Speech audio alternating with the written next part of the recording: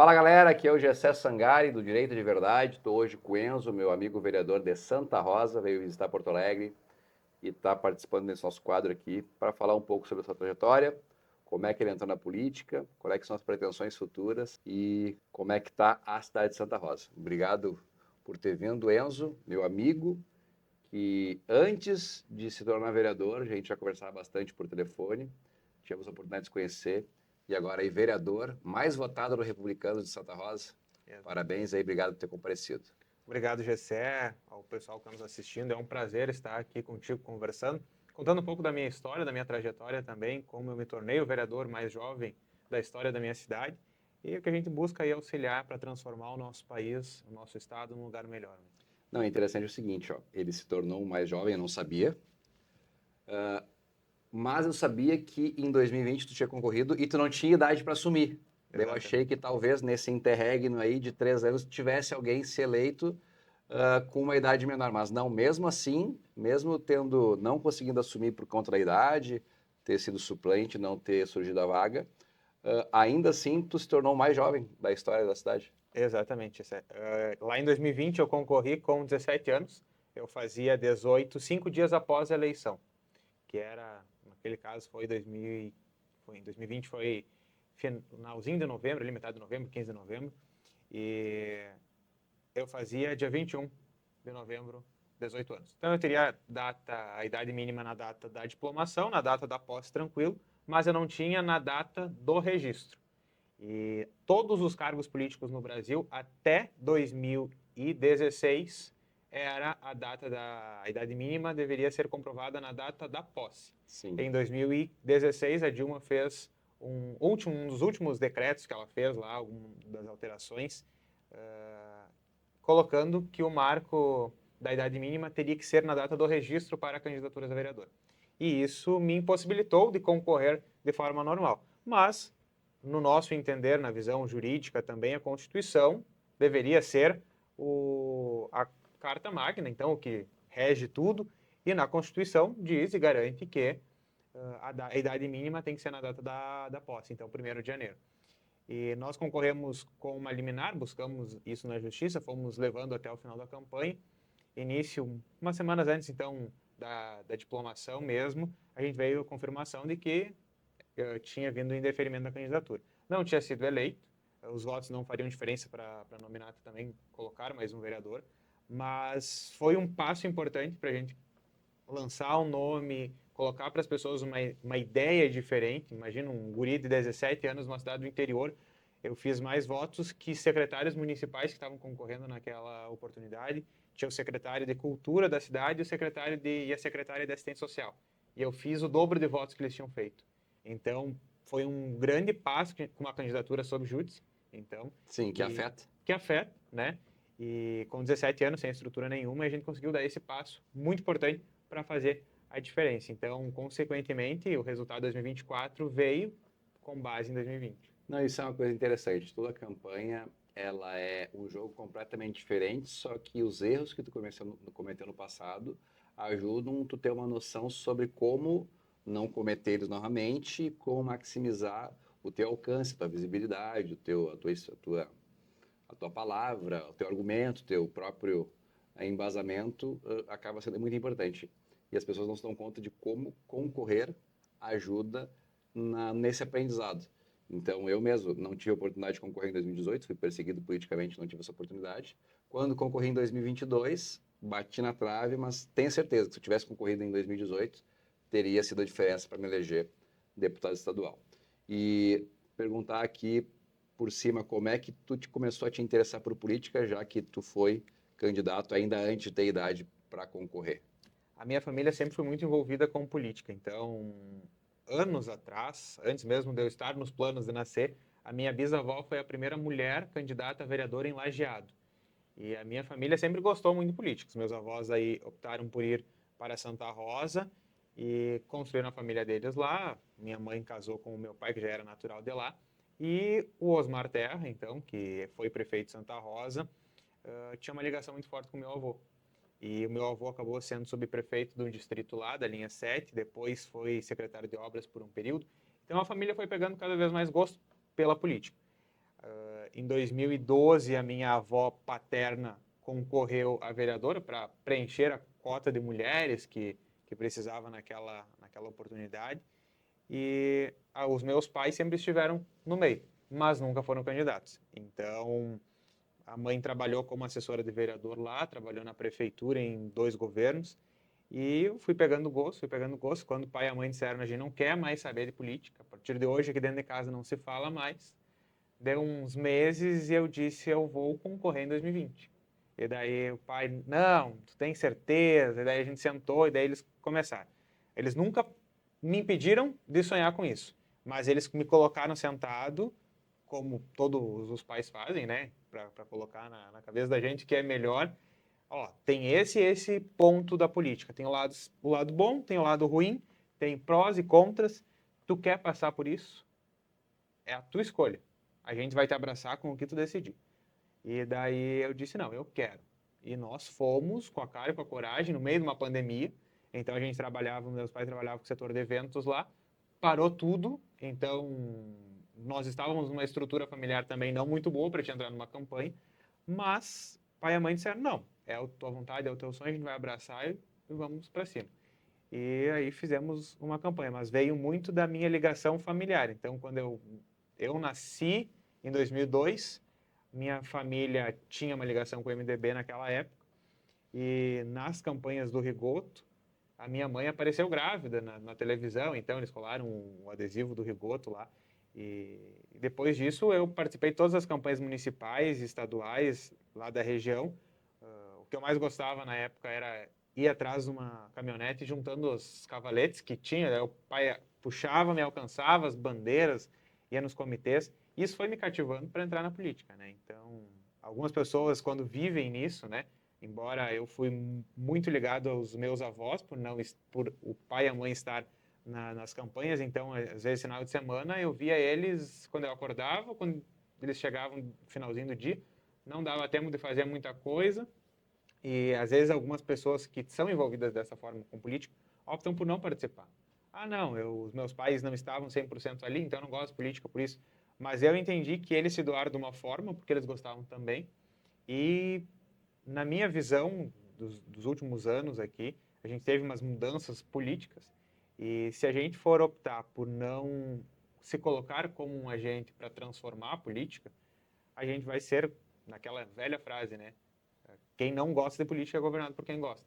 Então, sim, se a gente não for tentar se colocar, alguém estará lá por nós. Então, nesse relato, o Enzo prova que ele é a renovação de verdade de Santa Rosa, porque 2020 concorreu com 17 anos, agora com 23 anos, se elegeu o vereador lá o mais votado dos republicanos. E o interessante, eu como conheço ele, conversei algumas vezes por celular antes de ainda conhecer pessoalmente, enquanto ia concorrer a vereador. Até eu tinha convidado ele a concorrer pelo PL, mas por uma questão de conjuntura local, o PL não conseguiu se viabilizar. Então, ele até demonstrou ter um conhecimento político grande para conseguir se posicionar de modo adequado na cidade, vendo o contexto, mas, depois de ter passado a eleição em 2020, recebeu convites para trabalhar na política e até na ocasião, pelo que me lembro, não chegou a aceitar. Preferiu fazer uma jornada própria e se eleger pelos próprios meios. Exatamente, José. Eu tive a oportunidade de ser assessor de comunicação da Câmara lá em 2022. Depois, por umas alterações nos quadros, eu acabei saindo e fui convidado para assumir a gerência do aeroporto lá de Santa Rosa. E eu refleti muito sobre isso e eu não entrei na política para ocupar cargos. Eu entrei na política para realmente ajudar a transformar a vida das pessoas. E naquele momento eu pensei, refleti, compartilhei com a minha família também isso. E o pai disse, olha, pense, é uma oportunidade, é um caminho. Conversei contigo também sobre E eu falei sobre que essa tinha que ocupar o possibilidade. cargo. E o Gessé me disse, vai, é uma oportunidade, entra nesse meio da aviação. Eu disse, não, não quero. E eu recusei o cargo publicamente. E foi um divisor de águas, porque imagina um jovem de 20 anos recusar, eu tinha 19 anos naquela época, 19, 20, recusar um cargo da estrutura que era, então a gerência de um aeroporto municipal. O que, na verdade, é só uma observação, que preocupação que nós temos, né? Porque se os políticos decidem oferecer uma vaga de gerente de aeroporto para um guri de 19 anos, é porque os cargos são políticos, eles não são técnicos. Né? Exatamente. Só fechando parênteses. Exatamente. É esse o ponto que o GCE traz, que eu falei até para o GCE lá atrás. Eu recusei por um dos pontos, não por não ter vontade de conhecer mais da área. Muito provavelmente, se eu estivesse naquela função, eu buscaria desempenhar da melhor forma possível. Mas eu não era desta área. E eu imaginei que, da forma com que era, então lá em 2023 eu assumiria, ficaria um ano para ter que me licenciar para concorrer. O meu objetivo era ser vereador e não ocupar um cargo. Então eu não conseguiria retribuir também para a prefeitura e para a administração e para a cidade o investimento que teria naquele cargo.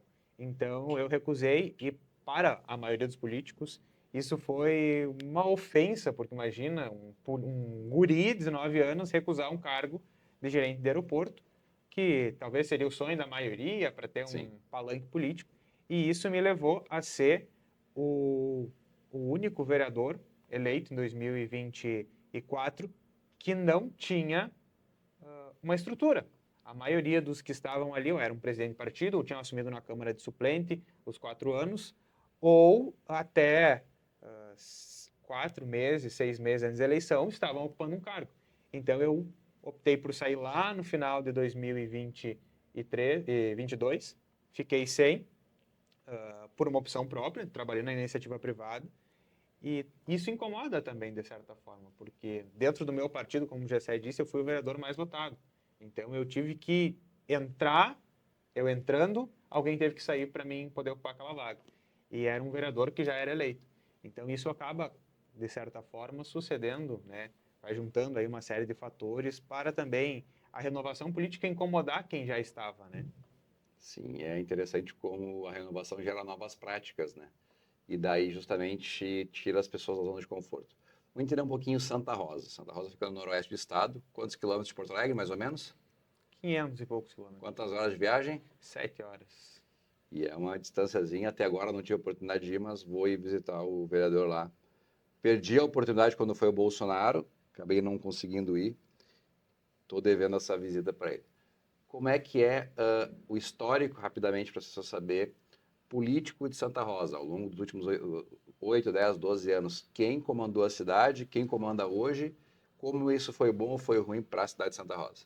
Olha, nós tivemos, Gessé, fazendo rapidamente um apanhado histórico de 1990 até hoje. Então nós tivemos o MDB governando em 2 oportunidades a cidade, uma delas com o Osmar, né?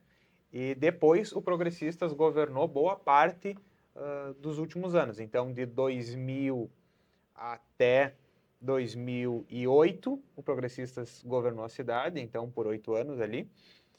Tivemos uma interrupção por função de rupturas políticas. Então o MDB estava de um lado, com o Osmar, o Progressistas estava de outro, e isso ocasionou na eleição do PT.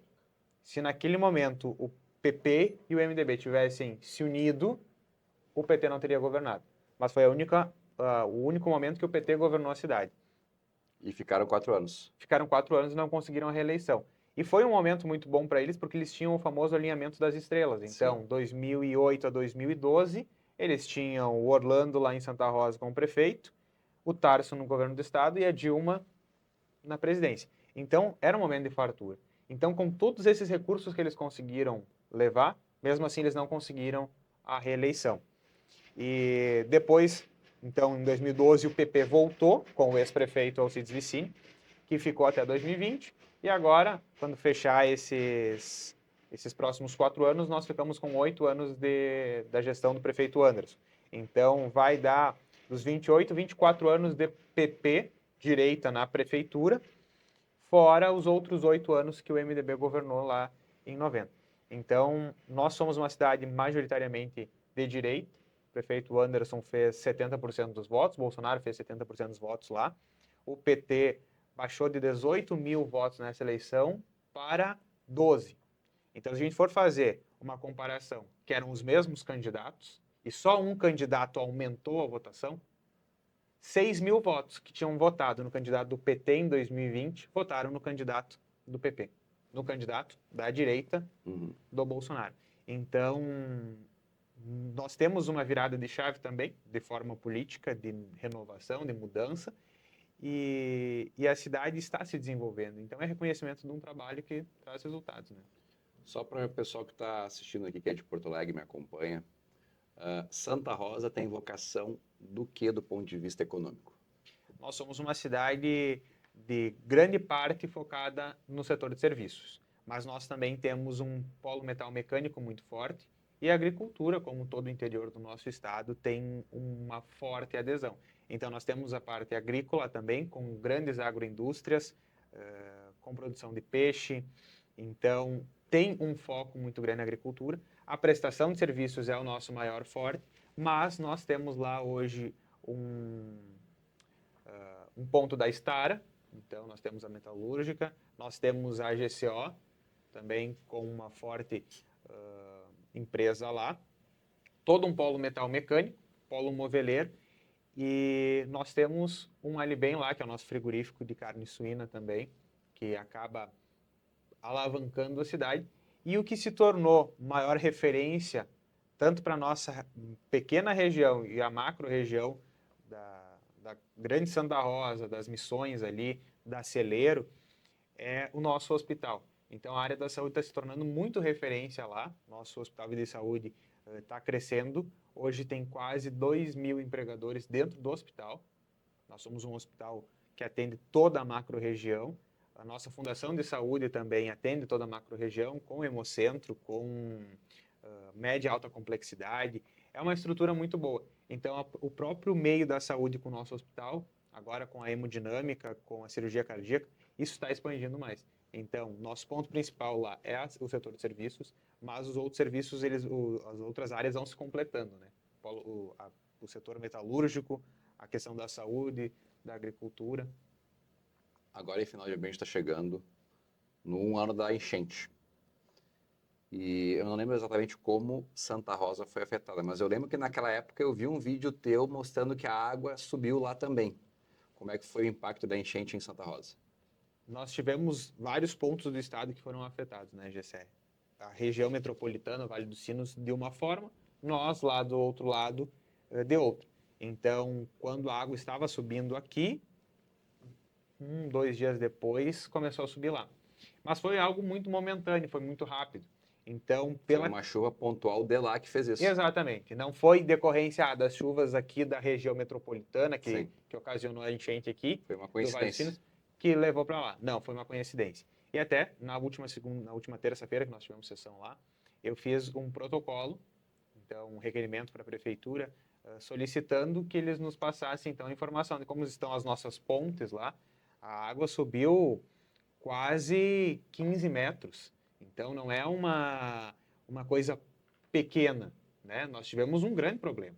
Nós temos uma sede campestre lá que tem um lago. E foi assim, por detalhe, que este lago não rompeu. Se este lago tivesse rompido, nós tínhamos 2 bairros da cidade submersos. Mas submersos não de entrar 2 metros dentro de casa. Era de lavar. E ele é um lago artificial, uma barragem? Exatamente. Então a gente pediu informações de como que a prefeitura está buscando conter esse lago, se já tem alguma previsão de trabalho, tanto nas nossas pontes, na limpeza e na vazão dos rios, porque isso é, de certa forma, prevenir que possa novamente acontecer uma enchente. Então é diferente da gente pegar aqui a situação de Porto Alegre, que tu vai fazer ali no Guaíba, tu vai fazer uma dragagem. Lá nós temos os rios que cortam o meio da cidade. Então nós não temos simplesmente como fazer uma contenção, né?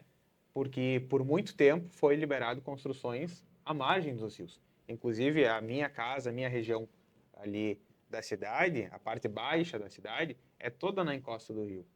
Então não tem hoje como nós fazermos uma grande estrutura de contenção nesse nível. O que nós podemos buscar é a prevenção a partir da vazão dos rios e também de conter os lagos artificiais, e principalmente os açudes. Como eu falei antes, a gente tem alguns pontos de criação de peixe lá, e os açudes, muitas vezes, acabam enchendo, e o produtor vai lá, abre, ou não tem como fechar, ou não tem como conter, e ele transborda.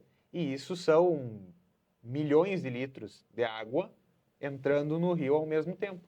Então, lá em Santa Rosa, nós tivemos a chuva durou a noite inteira, mas nós tivemos 1 hora em que o rio subiu quase 10 metros. Então, isso não é uma coisa de uma chuva momentânea que caiu agora. Ou abriu ali uma torneira e foi. Não, foi uma série de consequências e fatores que ocasionaram também. Mas a administração lá, o prefeito Anderson, está fazendo um bom trabalho nos últimos anos também, dentro dessas prevenções, mas é uma questão antiga, então isso demora uma série de tempos também, porque tem as questões ambientais, enfim, mas está tendo um olhar para este meio. O Enzo é um vereador jovem, recém se elegeu o primeiro mandato, quase se elegeu na outra vez, teve essas questões técnicas. O que tu pensa pro futuro da política, da tua jornada? Tu consegue ver já ou não tem noção do que tu vai fazer nos próximos anos? Olha, Gessé, eu sempre brinco que o meu sonho era ser vereador. E eu cheguei ali,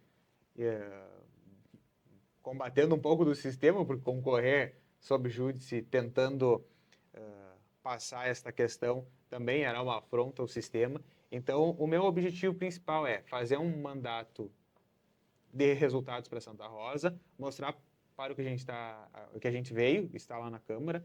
Então, eu fui eleito vereador para dar um foco em facilitar a vida das pessoas, transformar os problemas simples da cidade com soluções rápidas e eficientes. Então, a gente criou um WhatsApp ali no início do mandato para centralizar todas as demandas, buraco, parada de ônibus, podas de árvore, tudo dentro do nosso mandato, e a gente direciona para o órgão competente. Para facilitar, porque a maioria das pessoas que trabalham no dia a dia, elas não têm condições de parar o que elas estão fazendo, abrir o site da prefeitura ou ir até a prefeitura para fazer um protocolo. Isso demora tempo, às vezes elas têm que se deslocar de um canto da cidade para o outro, tem que sair do serviço, então a gente está buscando facilitar desta forma. Então, nosso objetivo é trazer isso para a cidade, essa nova forma de fazer política, este novo olhar, além de ter esta relação com a capital. Então, eu estou lá, mas eu também busco estar ligado aqui, porque é aqui que estão os deputados que levam recursos para a nossa região. Então, a gente conseguiu alguns recursos também para levar para lá, além de contato com o próprio governo do estado, que tem alguns projetos ali que a gente estava buscando inserir para lá, porque como a gente é uma cidade a 7 horas da capital, às vezes muitas das coisas não chegam lá. Então é papel do vereador. Esses dias eu falei, alguém me perguntou, mas você está indo para Porto Alegre? Sim, eu estou indo, porque se eu não for para lá, eu não vou saber se tem um projeto para destinar recursos para pontes, eu não vou saber como é que estão os projetos dos nossos trevos. Nós temos uma questão regional de trevos precários, com falta de iluminação, falta de sinalização. A nossa 162 lá, que é uma RS, está há anos que nós estamos cobrando o governador Eduardo Leite para que ele possa fazer o recapeamento dela, que liga Santa Rosa e Senador Salgado Filho, uma via que passa centenas de pessoas durante o dia para ir até Senador Salgado Filho e até Giruá também, e poder fazer o seu trabalho, enfim, as suas atividades. Então a gente precisa ter essas representações. Um ponto que eu mais coloco é: nós precisamos de renovação política, nós precisamos de renovação política com qualidade. Eu acho que tu mostrou isso aqui em Porto Alegre também, uma renovação que deu certo. E a gente está buscando fazer isso lá. Então, ser um agente que vai estar à disposição da população. Meu objetivo era ser vereador. Então, agora em diante, eu estou a serviço da cidade. Se a cidade disser que quer que o Enzo continue fazendo um trabalho lá, nós estamos à disposição. Mas se a cidade e a região entender que o Enzo é melhor para buscar voos mais altos e ajudar a construir outros laços, a gente também está à disposição. Então, tu é jovem. Não é um projeto pessoal, né? Tu é jovem, tem estrada, mas uma pergunta válida. Como é que está a tua formação? O que tu está estudando? O que tu já estudou? O que tu vai fazer do ponto de vista de formação acadêmica para poder contribuir cada vez mais? Bom, Gessé, eu sou formado em gestão pública pela URI, a nossa Universidade Regional do Alto Uruguai, e sou acadêmico de Direito lá na FEMA, que é a nossa Faculdade Integrada Machado de Assis, de Santa Rosa, e a gente está buscando se preparar, como uma pessoa muito próxima de mim me disse alguns anos atrás. De políticos rasos, sem conhecimento, a gente já tem que chega. Então, a gente precisa de pessoas preparadas para fazer um excelente trabalho. Então, foi por isso que eu optei por fazer gestão pública, estar cursando direito, para ter este olhar e esta visão, embora hoje o meio jurídico seja bem volátil no nosso país, né? A gente tem algumas mudanças e nem tudo a gente consegue ter a mesma visão, mas o meu objetivo de estar buscando essas formações é justamente para poder proporcionar dentro da área que eu escolhi, então, de atuar hoje como um agente político, de ter um conhecimento e também, de certa forma, me preparar para mais para frente. Essa questão de formação, eu mesmo estou pensando em fazer agora economia, cara. Eu vejo que muitas pessoas falam sobre economia, mas poucas pessoas entendem sobre economia, e eu acho que na política, especialmente aí a nível federal, é uma formação necessária, até porque tem muitas falácias lógicas, até da questão aí do comunismo, do socialismo, que promete unicórnios soltando puns perfumados pela cidade, gratuitos e públicos de qualidade, né? Que todo mundo concorda, o cara que tem um viés mais liberal econômico consegue compreender, mas para rebater e desconstruir as narrativas é importante ter um embasamento. Como é que é os colegas tiverem um vereador indo para a faculdade estudar a mesma coisa que eles estão estudando? É engraçado a gente falar isso, né? Às vezes as pessoas olham assim, ah, não, mas o vereador está distante de nós, está longe. Aí eu passei a eleição, a gente comentava um pouco em sala de aula, eu tenho dos meus colegas... Tu já fazia faculdade antes de se eleger? Já fazia. E daí tu era um colega aleatório, Eu era um normal? colega normal, a gente discutia política, como sempre. Até eu tenho, a maioria dos meus colegas da faculdade, da minha turma, são mais de direita. Então, a gente tem uma liberdade também para discutir algumas coisas. Às vezes, salta lá no meio de uma aula de direito econômico fora Lula. Eu até perguntei para o meu professor de direito econômico, professor, imposto é roubo, então isso negar é legítima defesa. E a gente começou nessas discussões. E antes de eu concorrer, eu fui monitor de algumas turmas lá da faculdade, então, dentro do curso de Direito, a gente também discutia isso dentro do direito, da teoria geral do direito e do direito civil. Então, a gente discutia um pouco de política, mas deu uma virada de chave. Então, eu concorri a vereador, boa parte dos meus amigos e colegas da faculdade votaram em mim, me auxiliaram, e no outro semestre eu era vereador. E daí deu uma virada de chave. Dos meus colegas chegarem para mim e dizer: ah, não acredito que semestre que vem tu não vai mais fazer faculdade. Eu disse, mas quem falou isso? Não, é que agora tu é vereador. Eu disse, mas não tem nada a ver. Eu vou continuar da mesma forma fazendo o que eu fazia antes. Antes de eu ser vereador, eu sou um cidadão, eu sou uma pessoa normal. Vou continuar com a minha formação. Então, tive que fazer alguns ajustes na minha grade horária ali da faculdade, mas continuei. Aí eu chego na faculdade, às vezes, 7h30, aí tem um que me encontra no estacionamento. Vereador, eu quero um quebra-mola na minha rua. Aí o outro me chama lá, vereador, nós queremos fazer a nossa formatura, tu não consegue isenção do pavilhão do parque. Vereador, como é que eu faço a inscrição nas vagas das creches para o meu filho? Então, é uma série de fatores que a gente está perto da população e a população acaba se sentindo também livre para fazer essas perguntas. Eu acho que a gente acaba, de certa forma, e por muito tempo, colocando políticos em pedestais. E os políticos nada mais são do que nós em uma função para representar nós mesmos, né? Sim, e até quando perguntam, assim, quando eu vou me inscrever alguma coisa, até o assessor, quando vai me cadastrar alguma coisa, sempre tem a etapa que pergunta qual é que é a profissão, né? E daí, algumas vezes eu coloquei vereador, daí a primeira resposta que eu falo, mas vereador não é profissão, né? E daí, é verdade, vereador não é profissão, né? E daí eu passei a colocar servidor público. E na verdade, os vereadores, o prefeito, o vice-prefeito, os secretários, são um tipo de servidor público que tem um cargo com um período determinado, mas é um cargo público.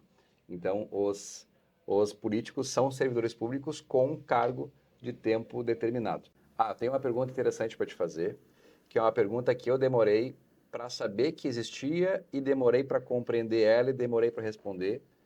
E hoje eu sei fazer ela, só que talvez tu ainda não tenha te questionado sobre ela. Ela é interessante. Eu me tornei vereador depois de 4 anos trabalhando como líder comunitário e depois de um momento ao longo do mandato foi que caiu a ficha de ter sido eleito e de ser o representante de um grupo de pessoas. Porque a gente não se dá conta, mas no fundo, o nosso voto e a nossa fala representa um percentual do conhecimento e da inteligência da cidade. Pode ser que esse conhecimento seja ruim, pode ser que seja bom, pode ser que seja burro, pode ser que seja razoável, mas é um pedaço da inteligência da cidade que é representado pelo teu voto. E teve um momento, que eu não lembro exatamente quando, mas foi depois de ter tomado posse, depois de, sei lá, 2 anos como vereador, que me caiu a ficha que, no fundo, eu não era mais um CPF que vota. Eu era um representante que vota em nome de um grupo de pessoas. Então, a minha postura, a minha forma de agir, de falar, de interagir com as pessoas, não representava apenas eu, representava um grupo de pessoas, representava uma parte do pensamento da cidade. Então, até por isso que tem a questão da imunidade parlamentar, a questão de tu poder falar sem amarra, sem constrangimento, com a imunidade para poder falar o que está sendo pronunciado pela tua boca. Mas, no fundo, representa um pensamento distribuído na massa das pessoas que tu representa. A pergunta ela é complexa e simples ao mesmo tempo. Já caiu a ficha de que tu é vereador, que tu representa um pedaço da população e que isso, no fundo, é muito maior do que o próprio Enzo, CPF? Ou ainda tu não teve esse lampejo, ainda parece que tu não encarnou o personagem, não encarnou o representante do povo, como se fosse? O Gessé, não sei se ele lembrou, mas ele me fez essa pergunta umas 3 semanas depois que passou a eleição. E eu disse para ele, não caiu a ficha. Eu não me vejo hoje, nesse momento, ainda 100% que eu sou eleito. E isso me fez processar ali. Isso, então, foi um período que eu passei, talvez de quase 6 meses, desde novembro até aqui. E hoje eu consigo dizer, não, eu sei que eu represento isso, porque as pessoas que estão na rua, muitas vezes, elas dizem assim, eu te acompanho. Muito obrigado por fazer o que eu gostaria de fazer. Obrigado por falar o que todos nós queremos falar. E a gente não tem esse espaço, porque nem todo mundo vai estar lá. As pessoas têm outras vocações, outros sonhos, outros objetivos. Então, eu represento hoje 675 pessoas santarrozenses que votaram em mim porque acreditavam que eu poderia representar não só uma mudança na política de Santa Rosa, mas uma esperança de renovação, de outra forma, de mudança de visão. Então, no momento que a gente tem uma política tão abalada, isso veio para a gente poder virar a chave. E isso me caiu a ficha quando as pessoas começaram a me parar e dizer assim, obrigado por ir na escola do meu filho, porque eu nunca tinha visto um vereador na escola do meu filho. Obrigado por ir até o posto de saúde. O posto está ótimo, está em perfeitas condições, o atendimento está show, mas é o fato de tu ter uma pessoa presente. Então foi nesse momento que eu comecei a perceber que, poxa vida, eu realmente represento não só essas pessoas, mas as 80 mil pessoas, 80 mil habitantes de Santa Rosa. E isso é, de certa forma, às vezes maluco da gente parar para pensar, né? E quando eu estava estruturando a minha campanha, eu não tinha me dado conta que o que eu estruturei lá atrás era realmente isso. Porque o slogan da minha campanha foi eu por ti e nós por Santa Rosa. Então, eu representando cada uma das pessoas, mas, de certa forma, todos nós construindo uma nova política, construindo uma nova história para virar essa página de problemas, de falta de planejamento, de falta de recurso, de achar que programas sociais vão resolver a nossa vida da noite para o dia. Se programas sociais resolvessem, o Brasil era a maior potência do mundo, porque não está explicado quantos programas sociais nós temos hoje no Brasil que viraram mais políticas em troca de voto do que realmente com o objetivo de efetivar uma transformação social. Então, sim, hoje, depois de 6 meses, depois de vários momentos refletindo sobre, porque às vezes as pessoas acham, é fácil, até uns amigos meus brincam comigo. É só lá votar. É só lá votar, é só ir na sessão. Não precisa nem trabalhar. Não precisa nem trabalhar. Um próprio vereador do PT lá em Santa Rosa, ele foi bater em mim na tribuna. Daí ele disse assim, vereador, eu estava como presidente da sessão naquele momento, e ele disse assim, presidente, não sei se você conhece, mas eu trouxe aqui uma carteira de trabalho. Ele pegou a carteira de trabalho. tem uma física, porque tu não tem uma. Aí ele terminou a fala dele, daí ele, no meio da fala, disse assim, porque político só trabalha de 4 a 5 horas por semana. Terminou a fala dele, eu no calor também da emoção, naquele momento a gente já fica, né? E eu disse para ele, olha, no momento que o senhor for me atacar, o senhor pensa que a sua filha também não terá uma carteira de trabalho física.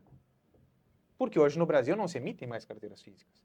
É tudo digital e não está errado. A gente está passando por uma transição para o meio digital. E tenho minha carteira de trabalho com os vínculos que eu tive, mas optei, nesse meu curto período de vida pós-ensino médio, a me dedicar também a trabalhar como pessoa jurídica. Então, nem tudo que a gente faz a gente precisa ter rabiscado na carteira. Se o vereador do PT lá defende que a gente tem que ter uma carteira assinada para pagar para o governo imposto, lamento muito. Mas o que me chamou a atenção foi esse ponto, que ele diz que o político só trabalha de 4 a 5 horas por dia. Não sei se ele só faz isso, mas eu busco estar diariamente na Câmara, então eu e mais alguns outros vereadores estamos lá. A gente faz visitas nas escolas, nos postos de saúde, e esse é o papel do vereador, estar na comunidade, mas também estar exercendo 24 horas a função de vereador. Então eu não consigo me desligar disso. E algumas pessoas dizem, mas é fácil. É fácil quando a gente olha simplesmente para o contexto. É fácil ir lá na sessão e votar e pronto. Mas tem todo o contexto. Era domingo de Páscoa e eu recebi uma mensagem: bom dia, vereador, feliz Páscoa. Estou te mandando um pedido de um quebra-mola na frente da casa da minha tia. E tá tudo bem. Se a gente puder atender, nós vamos atender.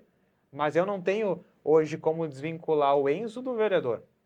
Então, sim, hoje eu represento e sei que eu represento um grupo de pessoas que acreditam no meu potencial e acreditam na transformação da política. O verdadeiro político é aquele que acolhe as demandas, escuta, tenta pensar do ponto de vista filosófico como que tem que ser a organização desse contexto para entregar soluções efetivas para a sociedade. Às vezes pode ser uma lei que desburocratize o horário de funcionamento de alguma atividade, às vezes pode ser até mesmo uma questão de assistência social momentânea. O G7 teve um projeto que eu até pedi para ele, das podas de árvore, uma coisa simples do nosso dia a dia.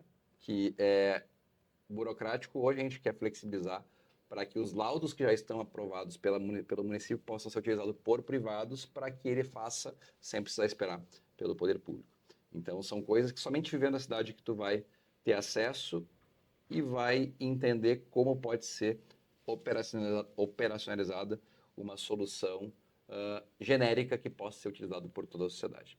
Então, eu queria mais uma vez agradecer o Enzo por ter vindo, por ter dado disponibilidade desse tempo. Espero que tu que assistiu tenha gostado. Não te esquece de curtir, comentar, compartilhar, pegar o link e colocar naquele grupo que tu sabe que pode ter alguém que se interesse e deixar para o Enzo concluir, sempre se colocando aí o meu gabinete, o meu trabalho à disposição dele, o meu telefone também, para que caso tenha alguma dúvida, possa entrar em contato para eu poder contribuir da melhor maneira possível. Obrigado, Gessé. Obrigado ao pessoal que nos assistiu. Tu esqueceu de dizer para o pessoal se inscrever no teu canal também, que é importante. Então, segue o Gessé, me segue lá. Como é que te acha no Instagram, no Facebook e no YouTube? @Enzo Fontana de Melo. Tudo junto. Melo com L. Melo com um L só. Igual o prefeito Sebastião Melo. E eu sou Gessé Sangalli de Melo, mas é com 2 L's. Então, aproveitar e agradecer mais uma vez, Gessé, pela parceria, pelo apoio de sempre. Conte com o meu gabinete Santa Rosa, conte com Santa Rosa também. Espero que tu possa ajudar a transformar cada vez mais Porto Alegre, o nosso estado e o nosso país, num lugar melhor de se viver, porque a gente precisa de políticos que pensem assim como você para transformar a nossa política, a nossa sociedade. Tamo junto. Prazer, querido. Valeu. Pauleira.